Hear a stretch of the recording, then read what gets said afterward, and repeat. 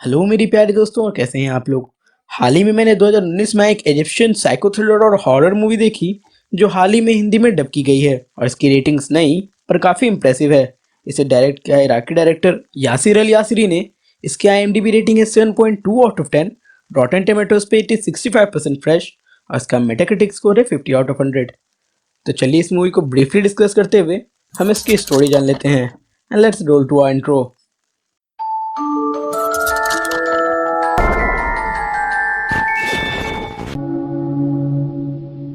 तो movie start होती है और हमें नस्र नाम के एक आदमी को अपनी जान बचाने के लिए किसी हॉस्पिटल से भागते हुए देखते हैं, और वो काफ़ी इंजर्ड भी लग रहा था। सीन शिफ्ट होकर पास्ट में आ जाती है, जहां हम ओमनिया नाम की एक लेडी को देखते हैं जो स्पा में काम करती थी, और उसे साफ साफ सुनाई नहीं देता था, जिसके लिए वो एक हेयरिंग डिवाइस का इस्तेमाल करती थी।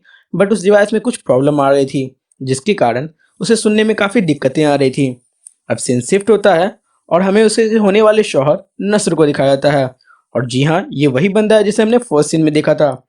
नस्र किसी शू स्टोर में काम करता था, जिसके बाद वो ओमनिया से मिलने जाता है, जहाँ पे वो डिस्कस करते हैं कि उसे शादी के लिए पैसों की ज़रूरत है, और इसके लिए उन दोनों को कहीं और जाना होगा, जहाँ वो अपने दोस्त सिको के साथ कोई कारोबार स्टार्ट कर सकेगा और जिससे वो कुछ पैसे जुटा पाएंगे। पर ओमनिया इसके लिए मान नहीं रही थी, और नस्र आखिरकार उसे मना ही लेता है। और अगले दिन दोनों कार में बैठकर चल देते हैं, लेकिन नस्र को किसी सामान की डिलीवरी भी करनी थी, और उन्हें रास्ता नहीं पता था, और नेटवर्क भी काम नहीं कर रहा था। And that was the reason कि वो मैप खोल के नहीं चेक कर पा रहा था।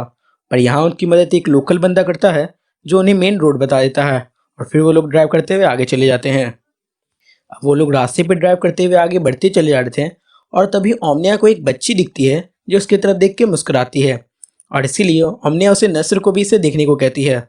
और नस्र जैसे उसे दिखता है, उसका ध्यान भटकता है और एक्सीडेंट हो जाता है। और यहाँ पे हमें समझ में आ रहा था कि एक्सीडेंट एक्चुअली में प्लान था, क्योंकि आप देख ही सकते हैं कि गाड़ी सीधी आ रही थी। अब ऐसा क्यों था ये मैं आपको आगे बताऊंगा। अब सब बेहोश हो जाते हैं और सीन ओमनिया पे फोकस करता है, और उसकी आंखें सीधे अस्पताल में खुलती है, जहां वो डॉक्टर नबील और कुछ नर्स से नस्र के बारे में पूछती है। वो काफ़ी इंजर्ड थी, पर कोई उसे कुछ भी नहीं बता रहा था। और वो समर नाम की एक सिस्टर के साथ अपना एयर डिवाइस लेने जाती है, क्योंकि उसे कुछ सुनाई भी नहीं पड़ रहा था, जो कि एक्सीडेंट में वहीं कहीं खो गया था। और तब उसे पता चलता है कि नस्र का कोई अस्पताल में अता पता है ही नहीं। और यहाँ हम एक और डॉक्टर डॉक्टर अहमद को भी देखते हैं। डॉक्टर नबील उसे बताते हैं कि उन्होंने नाम से अस्पताल में कई जगह पूछताछ की, लेकिन वो नहीं मिला, और हो सकता है कि वो घर चला गया हो। अब यहाँ ओमनिया को विश्वास नहीं हो रहा था। अब यहाँ हमें जानने लायक एक और बात पता चलती है कि ओमनिया प्रेग्नेंट थी, और अभी तक उसकी शादी भी नहीं हुई थी, यानी कि वो शादी से पहले ही प्रेग्नेंट थी। अब सीन शिफ्ट होता है और हम उसी हॉस्पिटल के अंडरग्राउंड एक रूम को देखते हैं, जहाँ एक सर्जन किसी मरे हुए इंसान के बॉडी पार्ट्स को निकाल रहा था, और नर्स भी बिल्कुल बगल में ही बेहोश पड़ा था, जहाँ डॉक्टर अमजद नाम का डॉक्टर उसके बॉडी पार्ट्स निकालने के लिए कट करने ही वाला था कि उसकी आंखों में कुछ चला जाता है। और वो उसे साफ करने के लिए जैसे ही जाता है, तभी नस्र को होश आ जाता है, और वो उसका फ़ोन लेके पुलिस हेल्पलाइन को कॉल कर देता है। पर जगह पता नहीं होने के कारण फ़ोन कट हो जाता है, और तभी नस्र की नज़र किसी डिब्बे पर पड़ती है जहां उस हॉस्पिटल का नाम लिखा हुआ था, और वो तुरंत उसे टेक्स्ट करने लगता है। पर तभी डॉक्टर अमजद पीछे से आके उसे सर पे वार करते हैं, जिससे कि वो बेहोश हो जाता है। अब डॉक्टर अमजद नबील को बुला लेते हैं और उन्हें इसके बारे में बताते हैं, जिसके बाद तभी वापस से पुलिस का कॉल आता है, और वो कहते हैं कि एक्चुअली में ये उनका बच्चे का काम था, और ऐसे करके वो पुलिस को भटका देते हैं।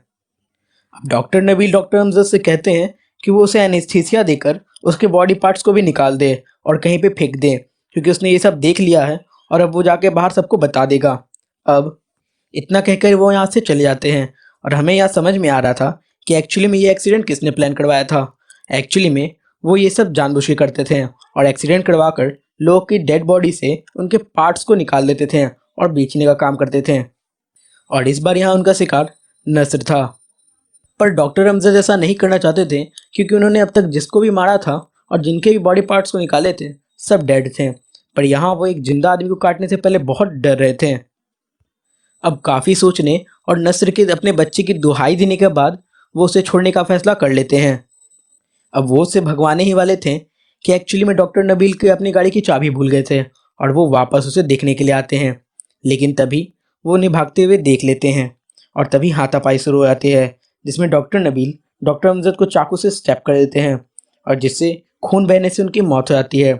यहाँ डॉक्टर अमजद अपने पर्सनल गोली निकाल के उसे मारने ही वाले थे, लेकिन एक्चुअली में खून बहने के कारण वो गोली चला नहीं पाए और मारे गए।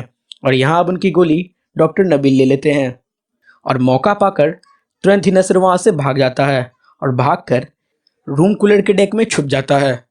अब नबील उसे ढूंढते हुए गन निकाल कर नसर के पीछे जाता है और नसर एसी के रास्ते छुप रहता है, जिसके बाद वो एसी से उसको बाहर निकालने के लिए ऑक्सीजन की सिलेंडर डालकर आग लगा देते हैं और इससे नसर को मारने की कोशिश करते हैं। पर नसर तभी मौके पर ही बच जाता है जब वो गिरकर किसी लिफ्ट के कॉर्नर में छुप जाता है। एक्चुअली में ये पूरा हॉस्पिटल अभी रेडी टू बिल्ड नहीं था और अभी भी बन ही रहा था। गिरने के कारण नसर को काफ़ी चोटें भी आई थी और वो उठ भी नहीं पा रहा था। अब यहाँ ओमनिया फिर से अस्पताल पहुँचती है और वो डॉक्टर अहमद को कन्विंस कर लेती है एक और बार चेक करने के लिए। अब यहाँ नीचे से कुछ आवाज़ें आ रही थी और डॉक्टर अहमद उसे नीचे ले जाने के लिए राजी हो जाते हैं। पर तभी नबील वहाँ आ जाता है और वो उन्हें वहाँ से जाने को कहता है क्योंकि रात काफ़ी हो चुकी थी। पर तभी नसर नीचे से शोर मचाता है और सभी को शक हो जाता है और वे दोनों बहुत तेज़ी से भागते हैं। पर नबील अपनी नाइफ निकालकर डॉक्टर अहमद को स्टैब कर देता है और उसका गला काट देता है, जिसे खून बहने से डॉक्टर अहमद की मौत हो जाती है और ओमनिया छुप जाती है। अब हाथापाई की आवाज़ सुनते ही यहाँ पे नर्स भी आ जाती है और उसे नबील पे कुछ शक हो जाता है, जिसके बाद वो पुलिस को कॉल लगाने लगती है और यहाँ नबील कोई मौका ना पाते हुए उसे भी गोली से मार देता है, जिसके बाद उसकी भी मौके पे मौत हो जाती है। अब यहाँ पे ओमनिया की मुलाकात एक और सिस्टर समर से होती है, जो कि उसे मारना चाहती थी क्योंकि वो भी डॉक्टर नबील से मिली हुई थी और ना चाहते हुए भी ओमनिया को उसे मारना पड़ता है। दोनों में हाथापाई के बीच ओमनिया उसका सर दे मारती है पाइप पे, जिससे उसका सर फट जाता है और खून बहने से उसकी भी वहीं पे मौत हो जाती है और उसका फ़ोन उठा के वो पुलिस को कॉल कर देती है। अब नबील पूरी तरह से पागल और सनकी हो चुका था क्योंकि उसकी पत्नी ने उसे तलाक दे दिया था, जिसके बाद वो अपने बेटे को कभी नहीं देख पाएगा और इसलिए उसने हाई डोज ऑफ ड्रग लेना स्टार्ट कर दिया था और that time he was high on drug और वो बिल्कुल पागल हो चुका था। अब वो ओमनिया को ढूंढ कर निकालता है और उसे अंडरग्राउंड लेके चला जाता है, जहाँ वो उसे बांध कर बेहोश कर देता है और वो उसे बस मारने ही वाला था कि तभी पुलिस आ जाती है और वो उसे चुपचाप बेहोश करके पुलिस को कन्वेंस करने के लिए चला जाता है। यहाँ पे वो सभी क्लासों को छुपा भी देता है, जिसके बाद नस्र भी चोटिल था और थका हुआ था, इसलिए वो भी बाहर नहीं आ पा रहा था, जिसके बाद वो आखिरकार पुलिस को कन्वेंस करके वापस भेजने में कामयाब हो जाता है और पुलिस चली जाती है। अब यहाँ कुछ भी करके बड़ी मुश्किल से नस्र वहाँ से बाहर निकलता है और नबील ओमनिया को मारने वाला होता है कि नस्र वहाँ पहुँच जाता है और उसे बातों में उलझाए रखता है और ओमनिया उसका इशारा पकड़ उसे चाकू से स्टैब कर देती है, जिससे उसका खून बहने लगता है और वो उसे मार नहीं पाता है। दोनों कार लेकर भागते हैं और नबील उनके पीछे अंधाधुंध फायरिंग करता है। पर कुछ दूर जाने पर ही जब ओमनिया को लगता है कि सब कुछ ठीक हो चुका होता है, लेकिन तभी ओमनिया देखती है कि नस्र के पेट में गोली लग चुकी है and he was badly injured और कार का एक्सीडेंट हो जाता है। अब नबील उसका पीछा यहाँ पर भी नहीं छोड़ता है और वो अपने एम्बुलेंस के ड्राइवर के साथ यहाँ पे पहुँच जाता है। ये वही ड्राइवर था जो एक्सीडेंट में उसकी मदद करता था। उसे लगता है कि नस्र मर चुका है और वो ओमनिया को उठाकर चला जाता है और उसका ड्राइवर नस्र की लाश को उठाकर यहाँ पे नबील वाज प्लानिंग कि वो उसके भी पार्ट्स निकाल लेगा और फिर सारे पैसे लेके वो यहाँ से भाग जाएंगे। अब वो ड्राइवर उससे आधे पैसे की डिमांड करता है और उसे मानना पड़ता है। अब यहाँ डॉक्टर नबील ओमनिया को लेके जाते हैं ताकि वो उसके बॉडी पार्ट्स को निकाल सकें और तभी नस्र चुपचाप उठकर उसके ड्राइवर का गला घोट देता है, जिससे उसकी वही मौत हो जाती है। अब नस्र उसके भी पीछे जाता है, जिसके बाद दोनों के बीच ज़बरदस्त हाथापाई होती है और जिसमें आखिरकार डॉक्टर नबील मारे जाते हैं और गोली लगने और चाकू लगने से उनकी भी खून बहने से मौत हो जाती है और आखिरकार दोनों बच जाते हैं। अब एट द लास्ट सीन में वो उसके पैसे को लेकर वहाँ से भाग जाते हैं क्योंकि यहाँ पे काफ़ी ब्लड और वायलेंस हो चुका था और इसीलिए पुलिस के आने के बाद वो लोग भी फंस सकते थे और इसीलिए वो लोग यहाँ से चले जाते हैं और दैट सीन सजेस्ट कि अब वो लोग अपनी ज़िंदगी शांति से जी पाएंगे और मूवी यहाँ पे एंड हो जाती है। अब मूवी काफ़ी अच्छी है, वेल डायरेक्टेड है और पात्रों ने अपने किरदार को काफ़ी अच्छे से निभाया है। मूवी में फालतू की बातें नहीं हैं like romance, illogical move, so I would highly recommend you कि आप इसे ज़रूर देखें क्योंकि मैंने सिर्फ मूवी के इंपॉर्टेंट पार्ट्स को ही कवर किया है जो मेरे हिसाब से इम्पॉर्टेंट थी और अननेसेसरी चीज़ों को मैंने ऐड नहीं किया है, वरना वीडियो काफ़ी लंबी हो जाती। वैसे एक फैक्ट ये भी है कि ये फर्स्ट इजिप्शियन मूवी है जो 4 डायमेंशन सपोर्टेड है, मतलब इसमें सब कुछ आपको आमने सामने होता हुआ दिखेगा। तो आप अगर इसे थिएटर में दिखेंगे तो आप इसे फील कर पाएंगे। अब अगर आपको वीडियो पसंद आई हो तो वीडियो को लाइक करें, शेयर करें और ऐसे ही वीडियो के लिए आई बटन पे क्लिक करें या हमारे चैनल को विजिट कीजिए और सब्सक्राइब कर लीजिए हमारे चैनल मूवी फ्रीक को, क्योंकि मैं ऐसी काफ़ी सारी और भी वीडियोस लाने वाला हूँ अपने चैनल पे। तो आप जुड़ जाइए मेरे चैनल से। मिलेंगे अगली वीडियो में। More videos are coming, stay tuned, piece.